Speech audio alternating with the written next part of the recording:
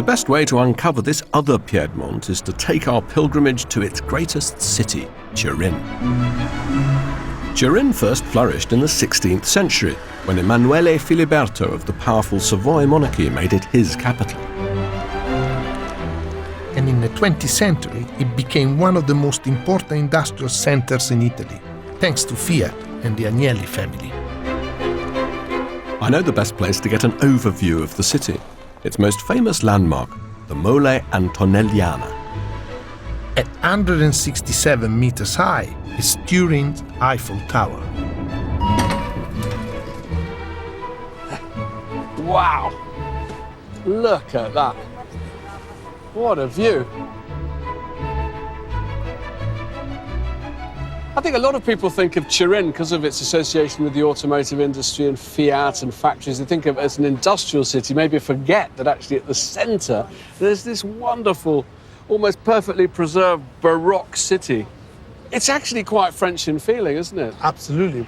The old things really works.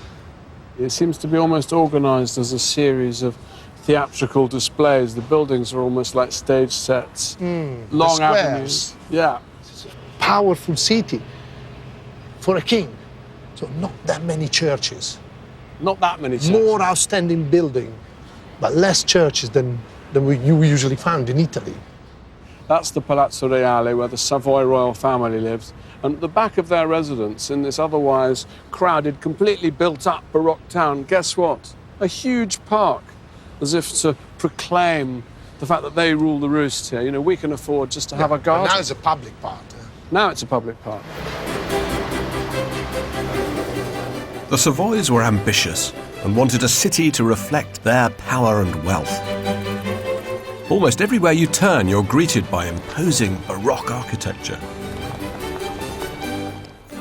Supported by the monarchy and spearheaded by the Prime Minister, Count Camillo Cavour, the movement to unify Italy was born right here in Turin. Learned and clever, Cavour loved to discuss ideas, and in the vibrant cafe culture of 19th century Turin, he found the perfect place. Fiorio was Cavour's favorite café, almost his office. It was so influential, it said the king himself would ask every morning, "What are they saying in Fiorio?" The café was like an informal parliament, where Cavour and his followers could speak freely. Ecco voi, signori. I love this noise. There you are, Andrew. We are in the place. There is the picture of the man himself. Oh, grazie. What is this? This is called bicerin, and it's coffee, chocolate, and cream. So very, very dietetic drink. Oh, that is delicious. Cavour plotted the campaign to unify Italy right here in Fiorio. It was Cavour and the king who were the power behind Giuseppe Garibaldi's military campaign. Garibaldi was like the way we see in Che Guevara now, that sort of freedom fighter. They absolutely use his image in order to get that general popular approval, you know, because themselves they were pretty ascetic people. They didn't have much in common with the common man.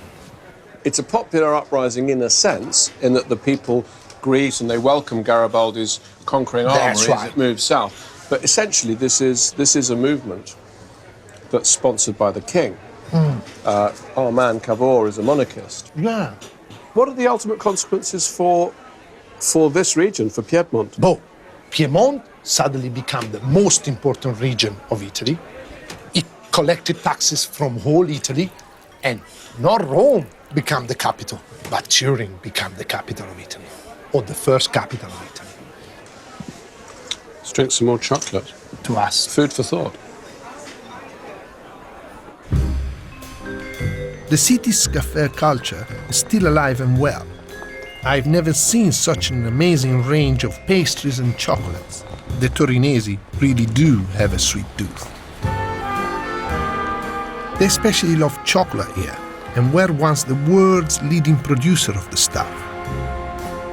Ferrero Rocher and Nutella both hail from Piedmont. Oh, the smell! We can't miss a quick visit to one of the best chocolatiers in town, the laboratory of Guido Gobino. Here, they specialize in a very Turinese style of chocolate, il gianduiotto. The story goes that the gianduiotto was created during Napoleon's brief rule, when importing cocoa from South America was almost impossible. Always resourceful, the Torinese chocolate makers decide to concoct a paste from local hazelnuts and combine it with the cocoa to make their supply last longer. What might have been a disadvantage was turned into a winning formula. We are having a gianduiotto tasting with Guido himself. His family have been chocolate makers for 50 years. I remember eating this when I was little. È buonissimo. The nuts and the chocolate go together very well. How would you recommend that one has this? With an espresso as well, at the same time, or Espresso just maybe, or Moscato wine, because it's very flavored, fruity, or Barolo Chinato, or red wine, spiced red wine. You think that the gianduiotto success is attached to the fact that it's based on the Nutella flavor? As you say, the grown up Nutella. Yeah, you still have the memory of your childhood. The memory of it brings you back to that. We thanks to Nutella, because Nutella is the first flavor that people, young boys, taste normally in the world, because you can find Nutella everywhere. So you're still making these little objects, and you make them all here, but you sell them all over the world. We export everywhere in small quantities, of course, because we are artisanal production. When I am abroad, in Japan, for example, in Emirates, when people taste gianduiotto, they love it, because it's very, very interesting tasting, and it is not traditional tasting like bitter chocolate or milk chocolate. This is very different, and this is the real chocolate or big cosa. It's made in Torino. It is incredible that a place that has such a tradition, where chocolate is part of their, life, and they know the capital of the chocolate. Oh, they are, but they don't kind of show it. It is a philosophy of Torinese people to work hard and to make better as possible everything. Technology, for example, chocolate food. It's not important to show off that we are the best. They are a bit understated, like the English. Understatement. Yes. Understatement is a good word for us. But maybe we should just very quietly Say goodbye. wish Guido good luck. Grazie, Guido. Ciao, grazie a voi. Grazie. Andiamo. Dedication and hard work really are in the blood of the Torinese. Turin, like its neighbour Milan, fosters the tradition of a strong work ethic. It's what the city's success is built on. And there's one company more than any other responsible for that success: Fiat. Founded in 1899 by Giovanni Agnelli, it flourished in the post-war years, when money from the Marshall Plan kick-started Italy's economic boom. Fiat's enormous Lingotto factory became a nucleus for the city's workers.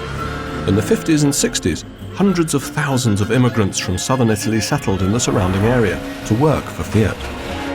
This is the famous Lingotto factory. This is the Lingotto factory. So this reminds me of the Palazzo Stupinigi. The Savoyard monarchy's gone, but now we've got the Fiat family. Yeah. They're the kings of the new economic miracle. Oh, and the Agnelli were the family at the head of this corporation of industrialists that really had experience after the traveling to America to really pick up this American dream and giving it to the Italians. So was Fiat, in a sense, the General Motors of its day in Italy? It was, this is the Model T, that, that everyone is going to drive this car, everyone can afford to drive this car. And, to make something reasonably cheap enough for them to drive around was part of this, and Fiat was right at the heart of that. And my standout favorite of those affordable cars is the 500. Cheap and cheerful, it's become an icon. Thanks to the passion and dedication of specialist mechanics, these vintage cars are still on the road today. I've been told in the workshop of Michele and Mauro Miola, is packed full of Cinquecentos in restoration. It's a must for a fan like me. Mauro, piacere. Io sono Giorgio. Sono Andrea. E questo è il tuo padre? Michele? Buongiorno Michele. Che significa per te questa macchina? È solo una macchina o è più di una macchina? È più di una macchina. Abbiamo fatto di tutto con questa 500. If you're from a Catholic family where, you know, like the mother and the father like keep an eye on the children, maybe this is the first place that you're actually private. I'm sure that a lot of the kids, and they are on their 50s now, that were conceived in this car. Tu ricordi la prima volta che ha dato un bacio a una donna nella questa macchina? Sulla 500D. On the 500D, He remembers which car! È possibile di vedere una macchina, come si dice? Finita. Una macchina che è perfetta. Ne hai una finita? Sì. Possiamo vederla? Sì, certo. Andiamo. Andrew, look at this. No way. This is so beautiful. Oh. That is something, isn't it? That's like a showpiece. È bellissima. It's a beautiful piece of design, isn't it? Yes, definitely. I can't leave without getting behind the wheel of one of the Miola's precious 500s. Gently. Yeah, gently. I was just trying to think. It's Convince her, not... convince her. Yeah. Have you... the brakes would be nice as well. You feel like you're driving a piece of history. It's more like you're destroying a piece of history at the moment. A little bit more kind. So you see, it's like the car changed society completely at every level because, I don't know, like a vet, a doctor, a nurse, you are in a remote village, suddenly you call them, they can come to you now. So it is a part of society. That's, I think, why the people love it so much. I can imagine perhaps someone who's come from Sicily to come to the north. What a sensation when they go back to their village in their brand new Cinquecento. Show off that they become a modern man in modern society. I love the sound when you go, you know, when you put a bit of gas on. Andiamo.